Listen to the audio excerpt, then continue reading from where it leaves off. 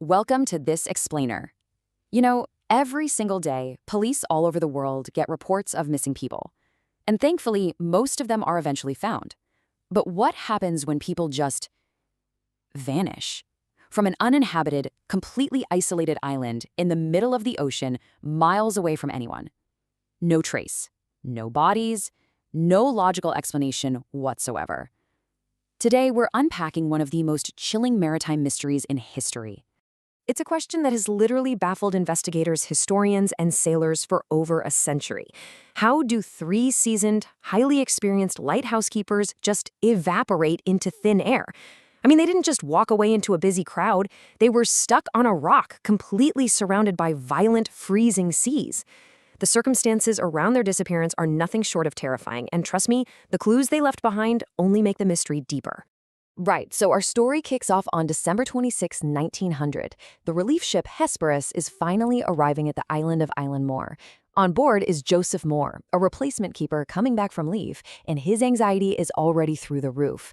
As the ship pulls up to the island, there's this uncharacteristically dead silence. There's no flag waving on the pole to welcome them, the supply boxes, which the keepers usually leave at the dock for fresh food, are completely missing, and nobody is waiting on the shore. So Moore takes a small boat to the shore and heads up to the lighthouse all by himself. And what he finds inside is deeply, deeply unsettling. The entrance gate and the main doors securely locked from the inside. He steps into the living quarters, and the fireplace is stone cold. Like, it obviously hasn't been lit for days. He looks around, and every single clock in the facility has completely stopped. Oh, and the beds? They were unmade, looking exactly like the men had just hopped out of them. But the lighthouse was completely empty. Okay, let's hit pause for a quick flashback so you can really understand the gravity of this isolation. Eileen Mor is the biggest of the Flannan Isles. We're talking about a highly remote cluster of rocks about 30 kilometers off the Scottish coast. For centuries, this place was totally uninhabited and heavily wrapped in dark local myths. Locals genuinely believed that spending the night there brought terrible luck, though ironically, they thought it was great for healing grazing sheep.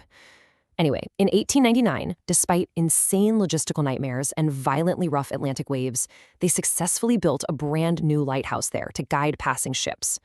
And that brings us to the actual men stationed there to run the place. We have James Ducat, the 43-year-old principal keeper, Thomas Marshall, his 28-year-old assistant, and Donald MacArthur, a 40-year-old assistant. Now, here is absolutely the most crucial thing to understand about this crew. They had a strict operational rule. By law, one keeper was required to stay inside the lighthouse at all times. No exceptions. They were never ever supposed to leave that building completely empty simultaneously. Let's walk through the agonizing timeline of this whole thing. On December 7th, the men are last seen alive by their supervisor right before he heads back to the mainland. Fast forward to December 15th, and the American ship SS Architor reports that the lighthouse is totally dark, but severe weather completely blocks anyone from going out to check. December 20th, the relief ship Hesperus is finally scheduled to go out but gets trapped in port by terrible storms for 6 agonizing days. So they don't actually arrive until December 26th, way after whatever happened. And honestly, tragic human error only made this mystery worse. See, there was a watcher named Roderick Mackenzie stationed 30 kilometers away on a neighboring island. His one explicit job was to keep a visual eye on the lighthouse, since they didn't have wireless communication back then. When investigators later questioned him, he admitted he actually noticed the light was out on December 7th, literally the exact same day the supervisor left. But he tragically failed to report it to the authorities. That one mistake cost them crucial days. Now, while the east landing where Joseph Moore first arrived was perfectly neat and tidy, investigators found an absolute scene of destruction on the other side of the island. Iron railings were bent, broken, or just completely missing.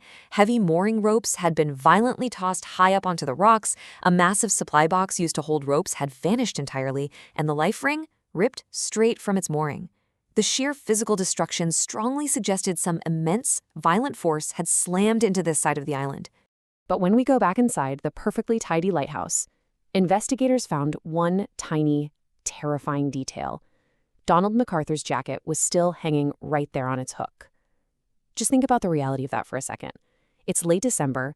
It's freezing Scottish winter weather on a sheer cliff face in the middle of the turbulent Atlantic Ocean. MacArthur would never, ever voluntarily step out of that cozy building into a freezing storm without his heavy coat. It strongly implies that whatever drew him outside caused absolute split-second panic. And then investigators opened the Lighthouse logbook and uncovered a massive weather anomaly. The keeper's logs described terrifying, morale-crushing storms in the days leading up to their disappearance. Thomas Marshall actually wrote that the highly experienced James Ducat was completely quiet and that the incredibly tough Donald MacArthur was crying. Yet official mainland weather reports from those exact same dates show completely calm, clear weather across the entire region. The terrifying storms only existed on Eileen Mor. Or maybe only in their minds. The final entry in that logbook was written by the youngest keeper, Thomas Marshall, and it literally sends shivers down your spine. Storm ended, sea calm, God is over all. Just pause and let the gravity of those words sink in for a second. It's peaceful but incredibly haunting, right? It is the absolute last communication we have from these men before the lighthouse went completely dark. Section 3. The 3 disappearance theories. Examining the historical hypotheses of the vanished keepers. Theory number 1 revolves around a massive number, 90, as in 90 meters. This is known as the drowning theory. It suggests the men were outside trying to secure their gear when a sudden freak rogue wave swept all 3 of them away. Remember that missing life ring? It was tied to a railing 30 meters above sea level. For a long time, people doubted a wave could reach that high.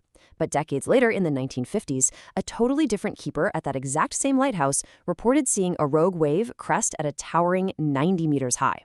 Theory number 2 takes a much darker psychological turn: madness and murder. Remember that logbook describing terrifying storms that supposedly didn't exist according to mainland weather reports? Well, this theory suggests that extreme isolation and cabin fever triggered mass hallucinations. The low morale and the crying men recorded in the logs, that might have been the onset of sheer insanity, culminating in a violent altercation where one keeper murdered the other 2, threw them into the sea, and then jumped in himself. And finally, we have theory 3, the supernatural. Look, we really can't ignore the deep-rooted local superstitions that viewed this island as cursed. The old myth suggests the men disturbed the island's spirits and faced the ultimate punishment. And the eerie detail that really fuels this legend: when Joseph Moore first unlocked those lighthouse doors, he reported seeing 3 mysterious black birds instantly fly away from the top of the tower. Locals whispered that these were the actual spirits of the 3 keepers. So what does this all mean? Well, the crucial point is that none of these theories hold up perfectly under scrutiny. Let's look at the fatal flaws. If it was a rogue wave, why would 3 highly experienced men break their cardinal rule and all leave the lighthouse at the exact same time? Plus, their bodies never washed up. If it was madness and murder, why wasn't there a single sign of a struggle, no blood and no violence found anywhere inside the perfectly tidy living quarters? And the supernatural theory? Well, while highly atmospheric, it's totally unscientific and relies heavily on ancient superstitions. You know what's really wild? Despite the tragedy and the intense mystery, the Flannan Isles lighthouse didn't close. It actually remained manned by keepers until it was finally automated in 1971. That means for over 70 years, generation after generation of lighthouse keepers sat in that exact same building, staring out at the exact same dark ocean, passing down the terrifying, totally unsolved legend of its very first crew. Which leaves us right back where we started, staring into the great cold unknown.